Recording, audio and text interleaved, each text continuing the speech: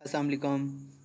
आज की हमारी जो वीडियो है उसका जो वीडियो नंबर है वो C4P04 है। और आज हमने ये देखना है कि स्टैटिक चार्जेस की वजह से उसके अंदर कौन सी आपके पास फील्ड क्रिएट होती है। ये बात आज हमने डिस्कस करनी है। उस फील्ड को हम कहते हैं इलेक्ट्रिक फील्ड। तो रिकमेंडेशन आपके पास वही है कि आपने प्रीवियस वीडियोस लाजमी देखनी है ताकि आपको सारे कॉन्सेप्ट्स क्लियर हो जाएं। ज़ाहिर सी बात है, हर वीडियो में हर बात तो नहीं कर सकते, तो आपने पीछे वाली बातें पिछली वीडियो से लाजमी देख के आगे वाली वीडियो देखनी है।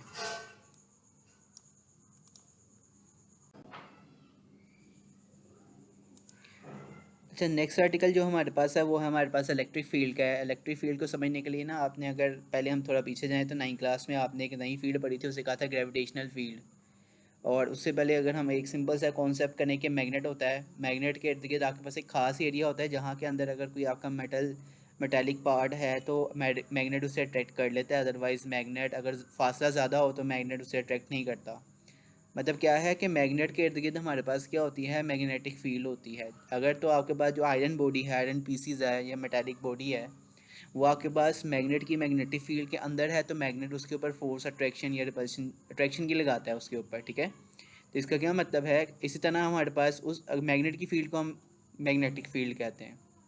इसी तरह हमारे अर्थ के इर्द गिर्द एक और फील्ड होती है जिसके अंदर अगर तो बॉडी उसके अंदर है तो अर्थ उसके ऊपर फोर्स ऑफ अट्रैक्शन लगाएगी। और अगर बॉडी उस फील्ड के अंदर नहीं है तो अर्थ उसके ऊपर कोई भी फोर्स ऑफ अट्रैक्शन नहीं लगाएगी, मतलब उसके अंदर कोई भी आपकी ग्रेविटी के इफेक्ट शो नहीं होंगे। तो उस फील्ड को हमने 9वीं क्लास में कहा था ग्रेविटेशनल फील्ड। तो यहाँ तक आपने अभी तक दो फील्ड्स पढ़ी हुई हैं, एक वो आप मैग्नेटिक फील्ड पढ़ी नहीं है लेकिन आपने ऑब्जर्व की होगी, और एक आपने पढ़ी हुई है 9वीं क्लास में, उसे हम कहते हैं ग्रेविटेशनल फील्ड। तो तीसरी किस्म की जो फील्ड आती है वो हमारे पास आती है इलेक्ट्रिक फील्ड की। हमेशा याद रखना है, आपके पास जितनी भी किस्म की फोर्सेस होती हैं वो हमेशा ये तीन फील्डों की आपकी कॉम्बिनेशन से बनती है। फील्ड्स हमारे पास तीन है, मैग्नेटिक फील्ड है, इलेक्ट्रिक फील्ड है, और हमारे पास क्या है, ग्रेविटेशनल फील्ड है। तो आगे ज़रा देखिएगा ये अब क्योंकि आर्टिकल चैप्टर हमारे पास चार्जेस वाला है, तो ये मैंने यहाँ पे एक पॉजिटिव चार्ज बनाया है, रेड कलर से शो हो रहा है। ये जो लाइंस है ये हम बाद में डिस्कस करेंगे कौन सी हैं, लेकिन अभी ये ना सर्कल की बात करते हैं। वैसे ये सर्कल होता तो नहीं है लेकिन आपके अंडरस्टैंडिंग के लिए मैंने यहाँ पे सर्कल बनाया हुआ है। और लेट्स सपोज देखो हमारे पास वो छोटा सा चार्ज है, ये प्लस वाला ग्रीन कलर का चार्ज है। अब देखिए प्लस प्लस में आपको पता है रिपल्शन होनी है, लेकिन रिपल्शन तब होगी जब ये आपका ग्रीन चार्ज इसकी इस फील्ड के अंदर आएगा। अगर देखिए फॉर एग्जांपल मैंने एक सर्कल, ये सर्कल आपके पास फॉर एग्जांपल एक बाउंड्री बना दी है कि ये इसकी फील्ड है।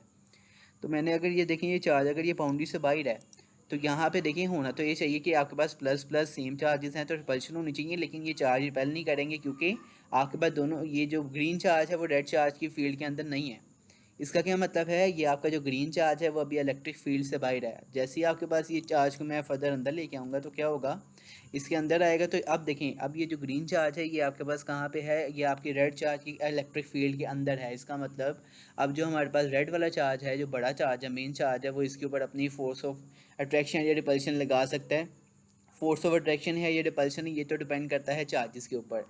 इस केस के अंदर हमारे पास क्या है कि दोनों सिमिलर चार्जेस हैं, तो होगा क्या कि आपके रेड वाला चार्ज क्योंकि ये बड़ा है तो इसकी मैग्नीट्यूड भी ज़्यादा होगी, ये उसको रिपेल करके बाहर फेंक देगा।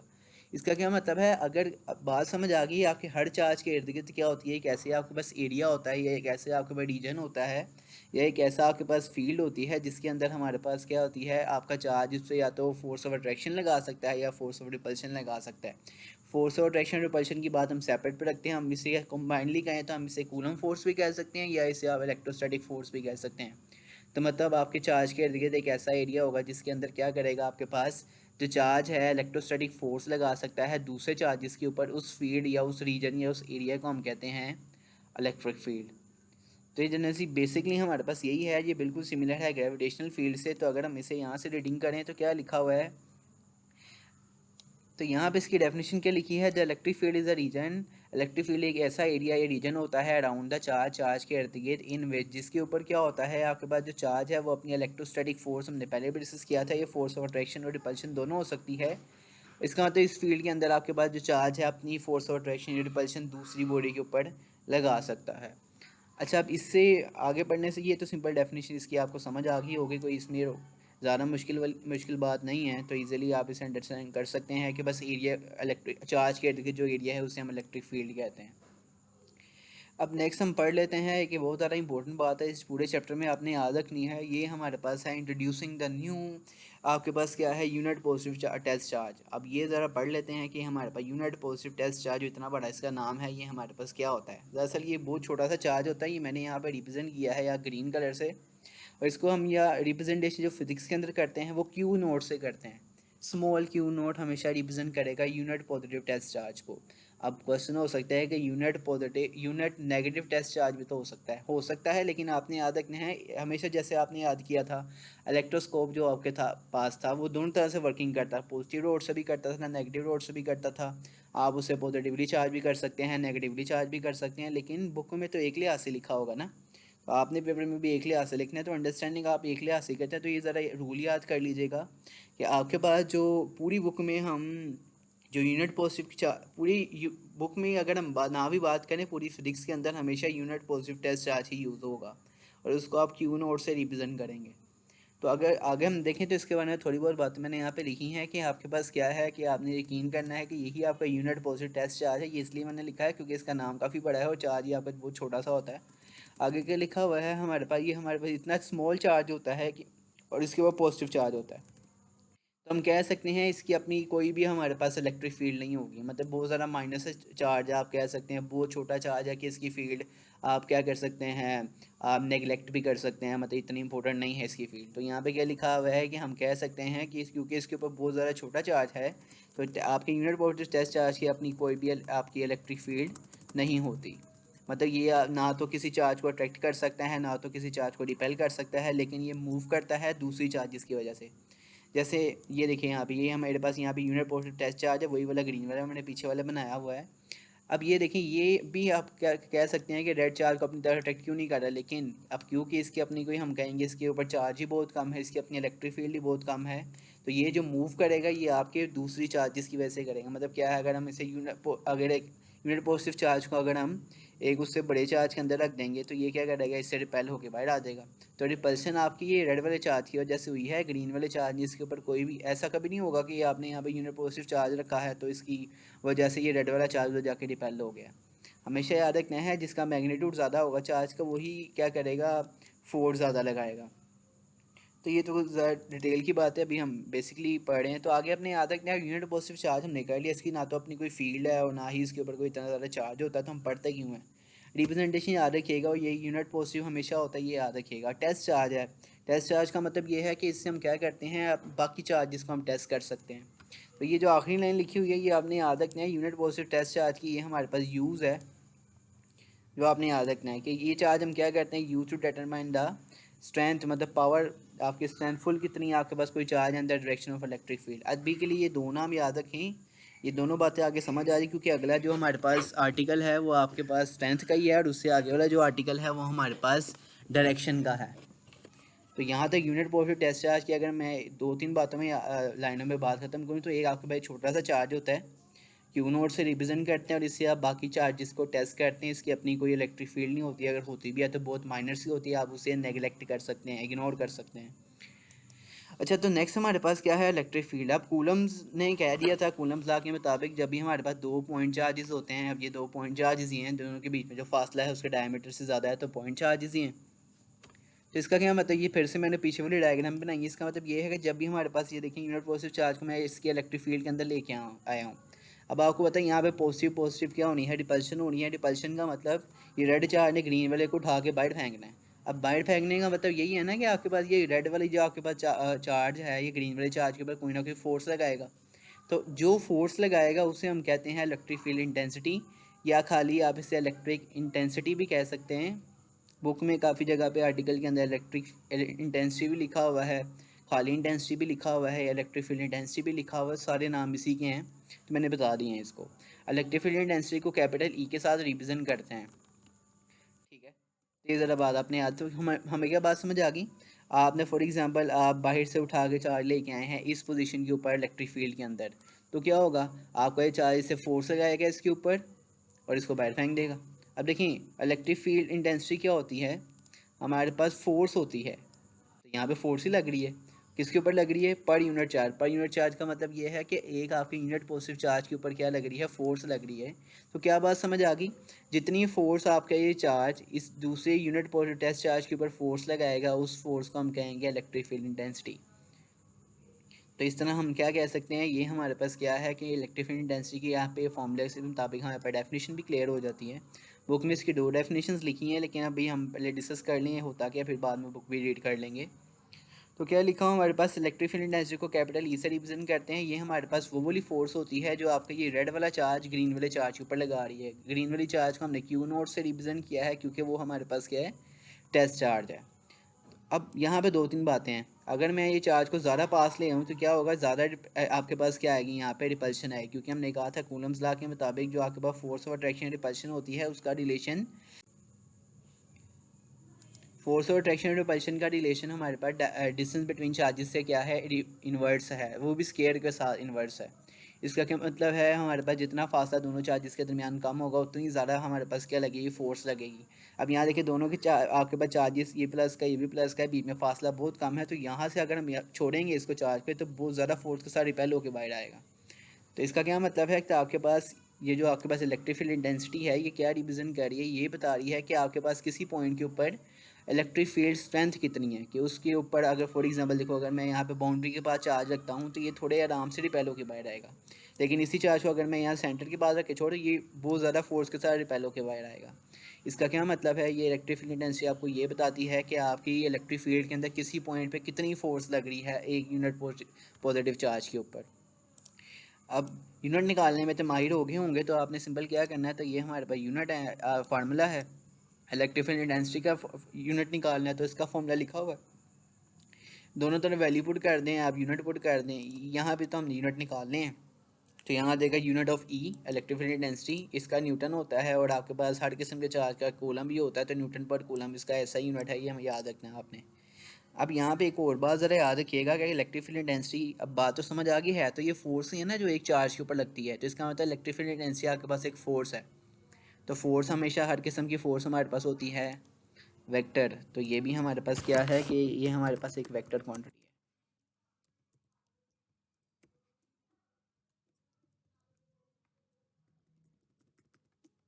तो ये बात बहुत इजीली समझ आ जाती है, इलेक्ट्रिक फील्ड इंटेंसिटी हमारे पास एक वेक्टर क्वांटिटी है, क्योंकि ये हमारे पास है तो फोर्स ही है ना जो एक आपके चार्ज के ऊपर लग रही है, तो सिंपली हम कहेंगे ये एक वेक्टर क्वांटिटी है। अब वेक्टर क्वांटिटी है तो क्या बात समझ आती है कि ये इसकी कोई ना कोई डायरेक्शन भी होगी। डायरेक्शन की अभी हम बात करते हैं, लेकिन पहले हम इसकी डेफिनेशन क्लियर कर लें। डेफिनेशन से पहले अगर हम यहाँ पे देखें, या एक और बात बतानी है ज़्यादा इंपॉर्टेंट, पहले ये देख लो। यहाँ पे क्या है कि ये बहुत ज़्यादा एक इंपॉर्टेंट बात है जो हमने यहाँ पे डिस्कस करनी है। कहता है अगर हम क्या करें, एक टेस्ट चार्ज को फ्रीली छोड़ दें किसके अंदर, एक किसी आपके चार्ज के फील्ड के अंदर, तो हमेशा किस तरफ आएगा? जिस तरह हमारे पास इलेक्ट्रिक फील्ड इंटेंसिटी की डायरेक्शन होगी वो उस तरफ ही आएगा। मतलब क्या बात समझ आ रही है? ये बात ज़रा भी जहन में रखें, क्योंकि ये बात आपको आगे क्लियर हो गया इलेक्ट्रिक फील्ड लाइंस में। ठीक है, तो ये बात याद रखिएगा, और यहाँ तक वेक्टर तक बात हमें समझ आ गई है। अब नेक्स्ट हमारे पास ये है कि इलेक्ट्रिक तीसरा आर्टिकल ये है कि इलेक्ट्रिक फील्ड लाइंस क्या होती हैं।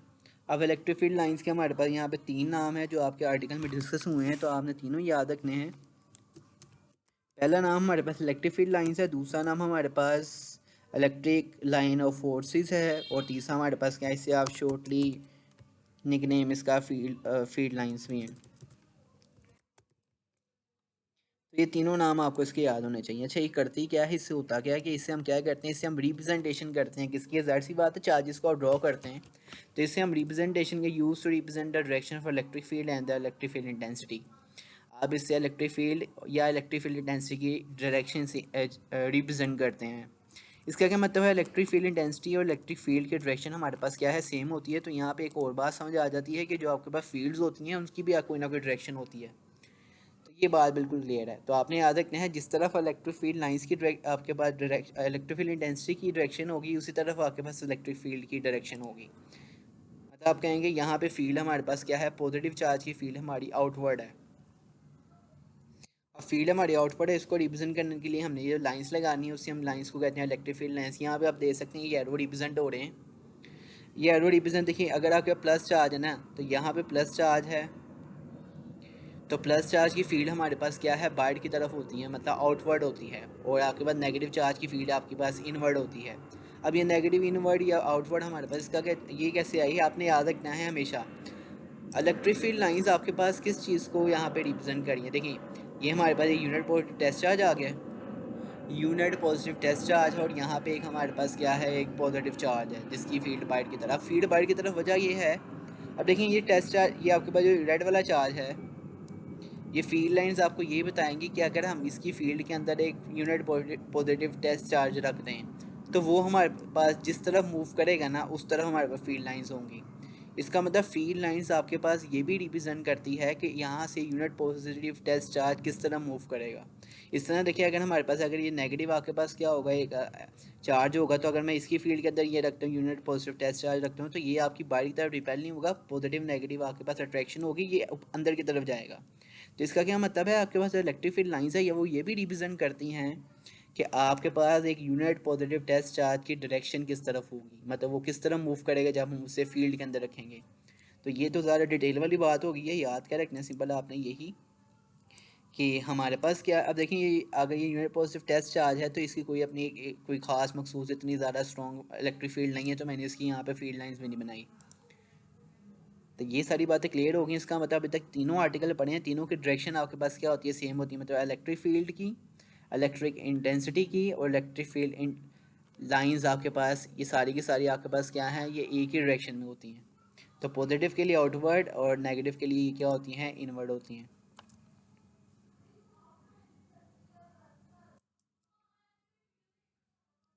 अच्छा, तो ये वाली बात भी क्लियर होगी होगी अगर हम क्या करें, अगर हम किसी एक चार्ज है उसके हमने फील्ड के अंदर एक टेस्ट चार्ज रख दिया है, तो वो उसी तरह मूव करेगा जिस तरह हमारे पास इलेक्ट्रिक फील्ड इंटेंसिटी, मतलब जिस तरह इलेक्ट्रिक फील्ड लाइंस होंगी। सिंपल हमारे पास क्या है, देखिए यहाँ का प्लस चार्ज है, मैंने टेस्ट चार्ज इसके अंदर रख दिया है, तो इसने हमेशा इलेक्ट्रिक फील्ड लाइंस या इलेक्ट्रिक फील्ड इंटेंसिटी भी आप कह सकते हैं उसकी डायरेक्शन में मूव करके जाना है बाहर। तो ये तो सिंपल बात अब आप समझ आ गई होगी। तो इसको ज़रा रीड कर लेते हैं। नेक्स्ट इलेक्ट्रिक फील्ड लाइंस के बारे में दो तीन बातें याद रखनी है कि सबसे पहले इसने ये किसने रिप्रेजेंट करवाई थी, ये रिप्रेजेंट करवाई थी हमारे पास माइकल फैराडे ने। ज़्यादातर काम ये माइकल फैराडे ने किए हैं, माइकल फैराडे भी कहते हैं इसको। और आगे याद रखनी है, जो आपके पास फील्ड लाइंस होती हैं ये इमेजिनरी होती हैं, मतलब रियलिटी के अंदर आपके पास चार्जेस के इर्द गिर्द आपको कोई फील्ड लाइन नज़र नहीं आएंगी, लेकिन हम इसे ड्रॉ करते हैं ताकि हमें समझ आ जाए कि बेसिक कॉन्सेप्ट्स क्या होते हैं। तो आगे क्या लिखा हुआ है, द फील्ड लाइंस हमने पहले भी बात की थी, इलेक्ट्रिक फील्ड लाइंस को फील्ड लाइंस भी कहते हैं, यार इमेजिनरी होती हैं, जो हम एक चार्ज फील्ड चार्ज के, फील्ड चार्ज का मतलब इलेक्ट्रिक फील्ड है यहाँ पे। और यहाँ पे याद रखना है जो एरो है वो रिप्रेजेंट करती है डायरेक्शन ऑफ फोर्स की, मतलब ये भी बात समझ आ गई, जिस तरह हमारे पास क्या है ये एरो रिप्रेजेंट होगा उस तरफ आपके पास क्या लगेगी, इलेक्ट्रिक इंटेंसिटी, जिससे आप इलेक्ट्रिक फोर्स भी कह सकते हैं जो आपकी एक चार्ज के ऊपर लगती है। मतलब क्या बात समझ आए, जो एरो है वो रिप्रेजेंट कर रही है डायरेक्शन ऑफ फोर्स को। और ये बात आपने आगे याद रखनी है, the spacing between the electric field lines, ये बात बहुत ज़्यादा इंपॉर्टेंट है, एमसीक्यूज़ के लिहाज से भी है और शॉर्ट क्वेश्चन के लिहाज से भी है कि इलेक्ट्रिक फील्ड लाइंस के दरमियान जो गैप होता है, ये स्पेसिंग फासला होता है, वो किस चीज़ को रिप्रेजेंट करती हैं, वो रिप्रेजेंट करती हैं इलेक्ट्रिक फील्ड स्ट्रेंथ को। अगर हम यहाँ पे देखें, ये बात हम पहले भी डिस्कस कर चुके थे कि आपके पास जो यहाँ पे ज़रा देखिएगा, अगर मैं चार्ज को ज़्यादा सेंटर के पास लेके आऊँगा, इसके पास लेके आऊँगा तो फोर्स ज़्यादा लगेगी, अगर यहाँ पे रख के छोड़ूंगा तो फोर्स कम लगेगी। इसका क्या मतलब है, ये जो सेंटर के पास वाले एरियाज है यहाँ पे आपके पास स्ट्रेंथ क्या है, इलेक्ट्रिक फील्ड की ज़्यादा है, और यहाँ पे, और अगर हम दूर जाते रहेंगे तो आपके पास फील्ड की स्ट्रेंथ क्या होती रहेगी, कम होती रहेगी। तो ज़रा देखिएगा आप, जहाँ पे अगर एक ट्रेंड अगर फोकस करें, जहाँ पे आपके पास क्या है सेंटर वाले पार्ट में, मतलब चार्ज के पास पास, ये रेड और ब्लू के पास पास देखें, यहाँ पे इलेक्ट्रिक फील्ड लाइंस हैं, उनके बीच में जो गैप है वो कम है, और आपके पास अगर दूर जाते रहेंगे तो गैप ज़्यादा होता रहता है। इसका क्या मतलब है, जितना गैप आपके पास कम होगा उतनी स्ट्रेंथ क्या होगी, ज़्यादा होगी। तो इसका क्या मतलब, आप कह सकते हैं कि यहाँ पे आपके पास गैप के साथ इलेक्ट्रिक फील्ड स्ट्रेंथ का इन्वर्स रिलेशन है, लेकिन ऐसा मैं लिख नहीं रहा क्योंकि बच्चे फिर वैसे ही वैसे जाके पेपर में लिखाते हैं, बस ये चीज़ें आपकी याद रखने के लिए होती हैं, तो ये ज़रा बातें क्लियर रखिएगा। अच्छा, आगे क्या लिखा हुआ है, अगर हम इलेक्ट्रिक फील्ड इंटेंसिटी को पढ़ें, इलेक्ट्रिक फील्ड इंटेंसिटी हमारे पास फोर्स होती है जो आप एक चार्ज के ऊपर लगाते हैं। The electric field intensity at any point defined है द फोर्स एक्टिंग पर unit positive charge placed at that point. तो ये बात बिल्कुल क्लियर है, ठीक है। अच्छा, इसकी एक और डेफिनेशन भी लिखी है, वो ये है कि आप कह सकते हैं इलेक्ट्रिक फील्ड इंटेंसिटी को कहते हैं strength of electric field at any point. अगर आपके पास क्या है, अगर जाहिर सी बात है सेंटर के पास अगर चार्ज को रखेंगे तो उसके बाद फोर्स ज़्यादा लगेगी, तो इसका क्या मतलब है, इलेक्ट्रिक फील्ड इंटेंसिटी आपके पास ये भी बताती है कि स्ट्रेंथ कितनी ज़्यादा है, कम है। इसके बाद ये आपका ये फार्मूला है, ये हमने पहले डिस्कस कर लिया है, उसका यूनिट भी आपको याद हो गया होगा। और अगर आप यहाँ पे देखें, एक कूलम फोर्स का एक फार्मूला आपने पढ़ा था, एक ये कूलम्स लॉ से पढ़ा था, ये एफ वाला, और एक आप यहाँ से या कूलम फोर्स भी कह सकते हैं, इलेक्ट्रोस्टैटिक फोर्स भी कह सकते हैं, force of attraction and force of repulsion भी कह सकते हैं बिटवीन स्टैटिक चार्जेस।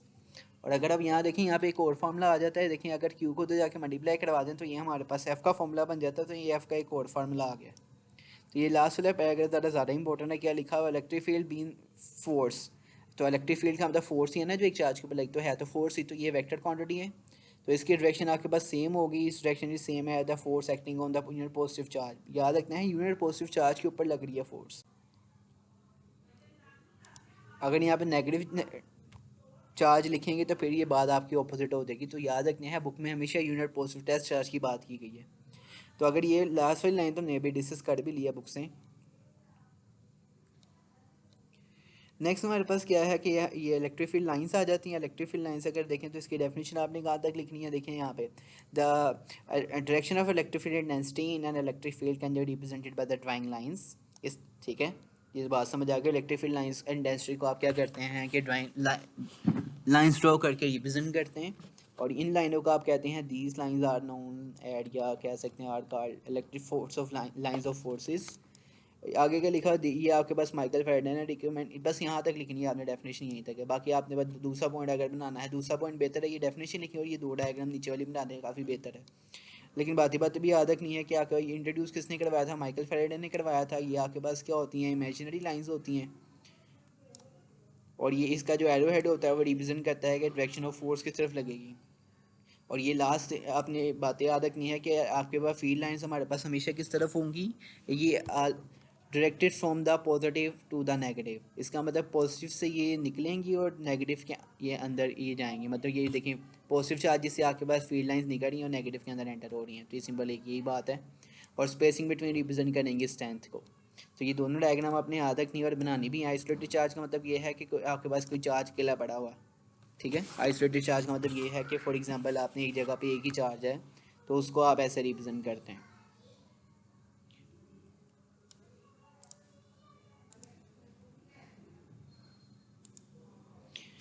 तो आगे ज़रा देखिएगा, देखिए यहाँ पे अब ये भी, ये साइड इन्फॉर्मेशन भी देख लेते हैं क्या लिखा हुआ है।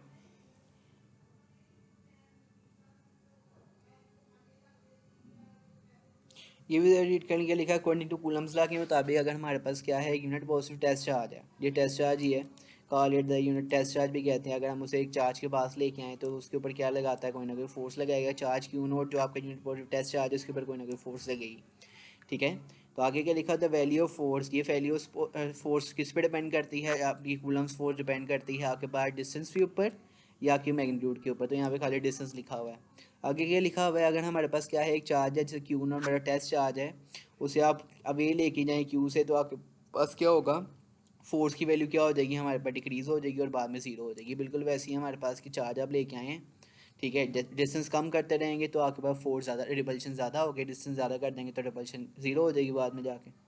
The charge is Q naught is then out of the influence of the charge Q. इसका क्या मतलब है, जब आपके पास क्या हो जाएगी, आपके पास ये फोर्स जीरो होगी, इसका क्या मतलब है कि आपके पास जो चार्ज है वो आपके इलेक्ट्रिक फील्ड से बाहर निकल गया है।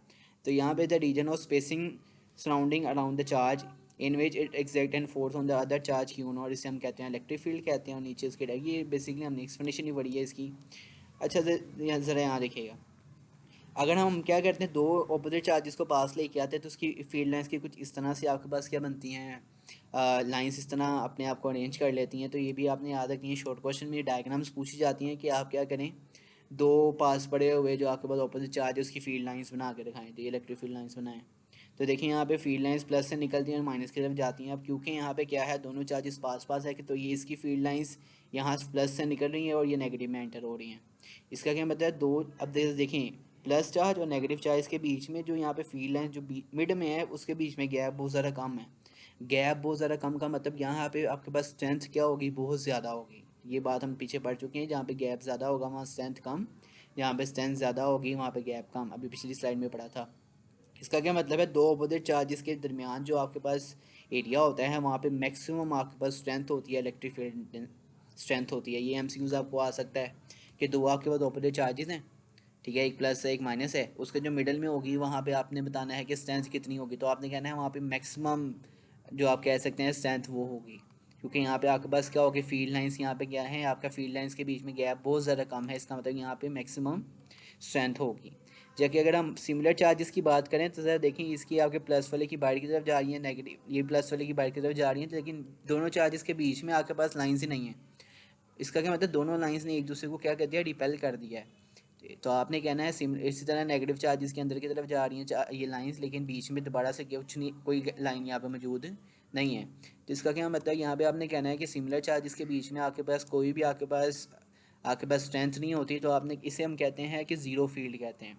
मतलब आपके सिमिलर चार्जेस के बीच में ज़ीरो फील्ड होती हैं। यहाँ पे देखें, जहाँ पे एरो है अभी, यहाँ पे कोई भी आपके फील्ड लाइन नहीं है। सिमिलरली यहाँ भी कोई फील्ड लाइन नहीं है, तो आप इसे क्या कह सकते हैं, आप इसे कह रहे हैं ज़ीरो फील्ड। तो यहाँ पे शॉर्ट क्वेश्चन ये भी आता होता है कि ज़ीरो फील्ड क्या होता है, तो ज़ीरो फील्ड आपने ये बता देनी है कि इसे हम ज़ीरो फील्ड भी कहते हैं। कोई फील्ड आते हैं कि अकेडमीज़ के अंदर एंड पे जाकर टेस्ट सेशन के अंदर क्वेश्चन पूछते हैं, तो ये भी आप क्लियर कर लें। सिमिलर चार्जेस के बीच में कोई भी फील्ड नहीं होती, इसे हम ज़ीरो फील्ड कहते हैं।